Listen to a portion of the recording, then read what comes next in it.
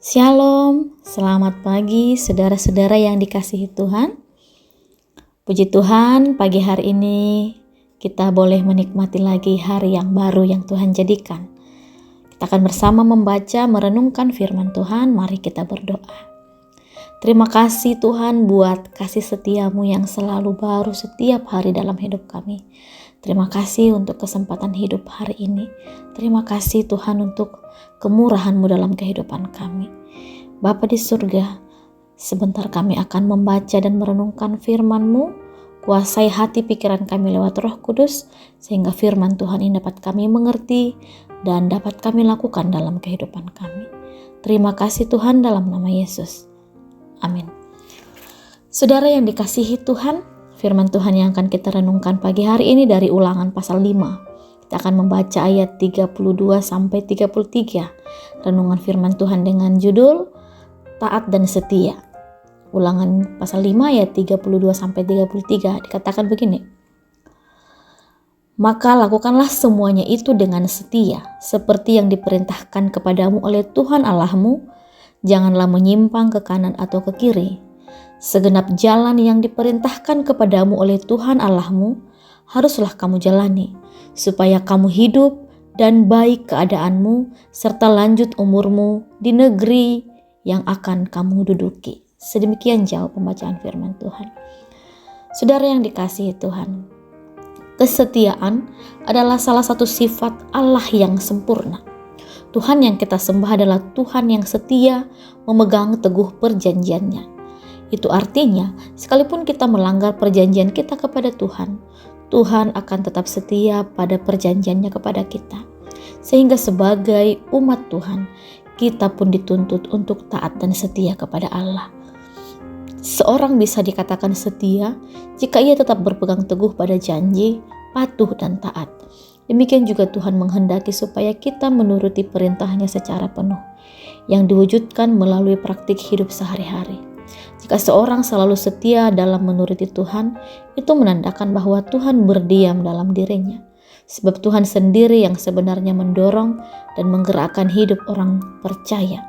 Sehingga semua pikiran dan tindakan akan mencerminkan kehendak Tuhan. Menuruti perintah Tuhan adalah bagian dari kesetiaan kepada Tuhan. Saudara yang dikasihi Tuhan, kitab Ulangan ini ditulis pada akhir masa pelayanan Musa ketika ia berada di daerah Moab sebelum menyeberang sungai Yordan dan akan segera menyerahkan kepemimpinan kepada Yosua di dalam ayat yang kelima.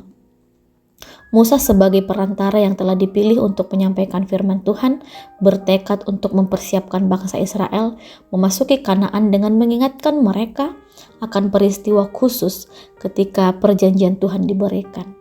Ketika Tuhan menampakkan diri kepada umat di tengah api, sesungguhnya itu adalah peristiwa besar dan menakutkan. Oleh karena itu, umat Allah kemudian sangat takut dan gemetar. Mereka meminta supaya Tuhan jangan lagi berbicara dengan mereka, melainkan Musa saja yang berbicara dengan mereka. Tuhan sendiri berkata bahwa siapa yang memandang wajahnya tidak akan hidup dalam Keluaran 33 ayat 20. Oleh karena itu, nats kita hari ini sengaja menekankan, pada hari ini telah kami lihat bahwa Allah berbicara dengan manusia dan manusia itu tetap hidup. Juga Musa menyatakan, sebab makhluk manakah yang telah mendengar suara dari Allah yang hidup, yang berbicara di tengah-tengah api, seperti kami dan tetap hidup? Mengapa Allah sengaja menampakkan diri kepada umat dengan demikian? Itu karena Allah mau umatnya takut akan Dia, dengan demikian berpegang pada segala perintahnya. Ternyata kita manusia sulit untuk taat melakukan apa yang Allah perintahkan. Oleh karena itu, Tuhan sengaja menampakkan diri dengan cara yang menakutkan supaya umat menjadi takut akan Dia. Allah tahu bahwa hal itu adalah cara yang paling baik supaya umat mau melakukan perintahnya. Hal itu juga terlihat dalam firman mengenai berkat dan kutuk, di mana jauh lebih banyak ancaman kutuk daripada janji berkat. Itu artinya Allah tahu bahwa umat akan lebih berupaya melakukan yang benar jika mereka takut akan Allah dan hukumannya. Saudara yang terkasih, menuruti perintah Tuhan haruslah menjadi bagian hidup setiap kita orang percaya. Sebab firman Tuhan itu untuk kebaikan kita. Tugas kita adalah mengerjakan apa yang diperintahkan Tuhan. Lakukan apa yang diperintahkan pemimpin bangsa, bahkan negara ini kepada kita. Kerjakan dan lakukan apa yang menjadi tanggung jawab kita. Roh Kudus pasti menolong dan memberi kekuatan bagi kita untuk tetap setia dan taat kepada firman Tuhan. Selamat menuruti perintahnya. Tuhan memberkati kita semuanya. Amin. Kita berdoa.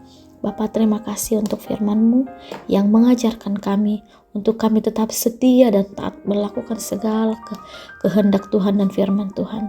Tolong kami Tuhan untuk hidup taat kepada-Mu senantiasa dalam kehidupan kami, dalam perjalanan kami sehari-hari. Berkati kami di sepanjang hari ini Tuhan, biarlah hidup kami memuliakan Tuhan. Dalam nama Tuhan Yesus Kristus kami berdoa. Amin.